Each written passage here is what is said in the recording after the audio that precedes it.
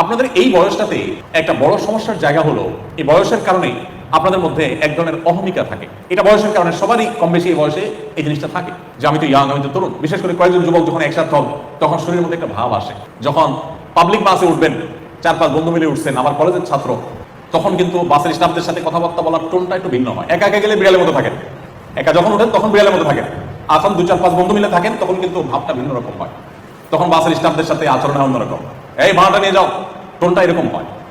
আর যখন একা একা থাকেন তখন দেখেন যে আশেপাশে কেউ নাই আমার সাথে, তখন ভদ্রলোকের মতো বলে দেন মামু ভাড়াটা নেন।